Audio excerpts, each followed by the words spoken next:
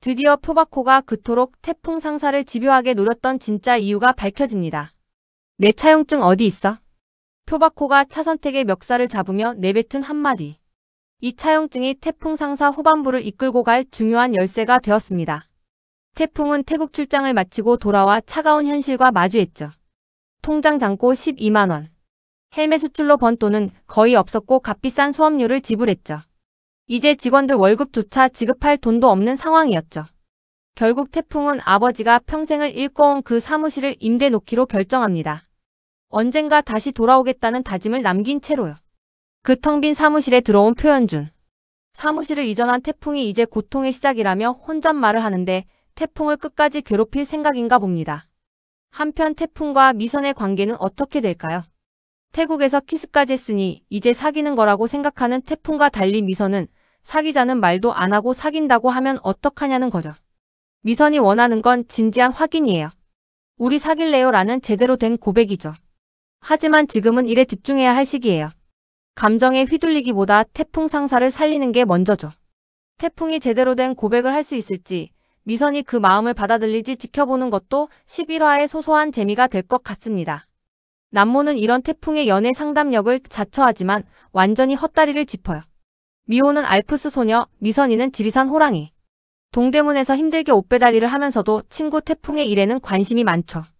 태풍 상사의 호프집 공간을 내주는 남모의 우정이 든든해요.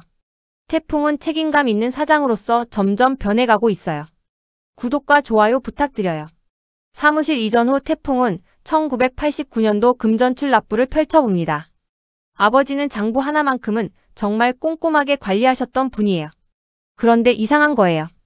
8월 어느 페이지 하나가 통째로 찢겨져 있는 겁니다. 왜 이 페이지만 찢어진 걸까요? 여기엔 무슨 내용이 있었을까요? 한편 표바코도 자신의 서랍에서 1989년 수첩을 꺼내 들었어요. 표바코의 수첩도 마지막 장이 찢어진 페이지가 있네요. 마지막 메모들을 보면 당시 표상선의 상황이 얼마나 절박했는지 알 수 있어요. LC지연으로 위약금 불가피, 거래처 미수금 내역 확인, 회수 독촉 자금 마련. 전형적인 자금난의 징후들이죠. 1989년 8월 중순 표바코의 회사는 위기에 처해 있었어요. 그때 표바코는 강진영 사장을 찾아갔을 겁니다. 돈을 빌리기 위해서요. 그리고 그 증거로 차용증을 썼겠죠. 아마도 표바코는 자신의 수첩 한 장을 찢어서 급하게 차용증을 작성했을 거예요. 그렇게 빌린 돈으로 표바코는 위기를 넘겼고 표상선은 살아남았습니다. 문제는 그 이후예요. 10년이 다 되어가는 시간 동안 표바코는 그 돈을 갚지 않았어요. 아니 조금은 갚고 어느 정도 남겨놨을 수도 있겠네요. 그러니 강진영 사장이 크게 빚독촉은 안 한 듯 하네요. 처음 1화에서 잠깐 나왔던 장면 기억하시나요? 경찰서에 잡혀간 태풍으로 인해 강진영 사장이 표바코를 만나 조심스럽게 말을 꺼냈죠. 지난번에 말씀드린 돈 너무 신경 안 쓰셔도 됩니다. 그때 표바코가 뭐라고 했는지 기억하시나요? 고양이 쥐 생각해 주시는 겁니까? 채권자인 강진영 사장을 고양이에 빗대며 비아냥거렸던 거예요. 당시 태풍 상사도 자금 압박이 오자 강진영 사장은 표바코에게 돈을 갚아달라고 요청했던 것 같아요. 표바코는 강진영 사장이 자금 위기에 처했을 때도 돈을 갚기는커녕 오히려 차용증을 빼앗으려 했어요. 그 후 태풍 상사 내부 사람을 매수했죠. 그 사람이 바로 차선택 차장이었던 겁니다. 태풍 상사에서 20년 넘게 일한 개국 공신이자 안방마님 같은 존재였던 차선택을요. 태풍 상사에서 자신의 차용증을 빼내오라고 시켰겠죠. 하지만 차선택은 회사 전체를 뒤졌지만 결국 차용증을 찾지 못한 것 같아요. 당시 기록이 있는 1989년도 금전출 납부만 찢어냈고요. 예고편에 차선택이 그 금전출 납부를 들여다보는 장면이 나오더라고요. 그런데 여기서 중요한 건 차선택이 정말 배신자일까예요. 저는 아니라고 봐요. 차선택은 직원 인사카드 같은 정보는 넘겼지만 정작 중요한 차용증은 찾지 못했거든요. 아니 못 찾은 게 아니라 안 찾았을 수도 있어요. 차선택이 추운 겨울 지하철역에서 노숙하는 아이들을 보고 요구르트를 놓고 가던 장면 기억하시죠? 자기도 힘든데 남을 돌보는 그 마음이 차선택의 진짜 본성이에요. 그럼 왜 표바코에게 협조했을까요? 차선택의 경제 상황을 보면 이해가 가요. 남편은 사업병에 걸려 이곳저곳 빚만 늘리고 고3 아들 학원비는 계속 나가고 태풍 상사마저 무너지니 당장 다음 달 생활비가 없는 거예요. 그래서 녹즙 아줌마로 거리를 돌아다니며 하루하루를 버티고 있었죠. 표바코는 바로 이 약점을 파고든 겁니다. 문서 하나 찾아주는 일이 회사에 큰 해를 끼치진 않을 거라는 합리화로 차선택을 유혹했겠죠. 하지만 차선택은 결국 양심의 가책을 이기지 못할 거예요. 11화에서 차선택은 자신이 한 일을 태풍에게 고백하고 표바코의 음모를 폭로할 가능성이 높아요. 그게 차선택이 할 수 있는 마지막 선택이겠죠. 한편 태풍은 새로운 사업 아이템을 찾아야 했어요. 친구 남모의 호프집에 태풍 상사를 다시 꾸렸지만 당장 돈이 되는 일이 필요했죠. 태풍이 눈을 돌린 건 조달청 납품 사업이었어요. 완전 안전한. 1998년은 정부에서 IT 산업 육성에 엄청난 공을 들이던 시기였거든요. IMF로 대기업들이 구조 조정으로 몸집을 줄일 때 정부는 벤처 기업들에게 막대한 지원을 쏟아부었어요. 인터넷 포털이나 정보통신 벤처들이 우후죽순 생겨나던 때였죠. PC방이 전국에 깔리고 집집마다 개인용 컴퓨터가 보급되면서 관련 용품 수요가 폭발적으로 늘어났어요. 태풍은 정부 지원 업체들의 컴퓨터 관련 기기를 납품하기로 결정해요. 키보드나 마우스 같은 주변 기기들이죠. 예고편에서 태풍과 배송중 대리가 선글라스 끼고 키보드를 들고 용산 전자상가 같은 곳을 활보하는 장면이 나오는데 아마 그 시기가 맞을 거예요. 당시 IMF로 많은 PC 관련 업체들이 도산하면서 재고떨이가 많이 나왔어요. 유명 브랜드 제품을 싸게 구할 수 있는 기회였죠. 태풍은 이걸 활용해서 가격 경쟁력을 확보하려 했을 거예요. 이 분야의 나름의 전문가인 배송중 대리의 도움을 받아서요. 그런데 문제가 생겨요. 원래 수의계약으로 거의 따놓은 당상이었던 조달청 사업이 경쟁 입찰로 바뀐 거예요. 누구 때문일까요? 당연히 표현준이죠. 태풍이 하는 일마다 끼어들어 방해하는 게 표현준의 패턴이니까요. 아버지 표바코와는 달리 표현준은 태풍에 대한 열등감으로 움직이는 사람이에요. 태풍이 잘 되는 걸 도저히 못 참는 거죠. 경쟁 입찰이 되면서 태풍에게 절실하게 필요한 사람이 생겼어요. 바로 구명관 이사예요. 경험이 풍부한 28년 차 베테랑이죠. 문제는 구명관 이사가 지금 어디 있느냐는 거예요. 구명관 이사는 IMF 이후 태풍 상사에서 나온 뒤 일용직 노동시장을 전전했어요. 거리로 내몰린 사무직 중년 남성의 비극이었죠. 평생 성실하게 일했는데 어느 날 갑자기 쓸모없는 사람이 되어버린 겁니다. 어린 시절은 배고팠고 젊은 시절은 치열했고 나이 들어서는 외로웠어요. 평생 일해서 집 하나 마련한 게 전부인데 세상이 망한 게 다 자기 탓만 같았죠. 그렇게 절망에 빠진 구명관 이사는 결국 사이비 종교에 발을 들이게 돼요. 1998년은 세기말을 앞두고 온갖 종말론이 판을 치던 시기였어요. 밀레니엄을 맞이하며 새 시대가 온다는 둥, 지구가 멸망한다는 둥, 각종 사이비 종교가 곳곳에서 활개를 쳤죠.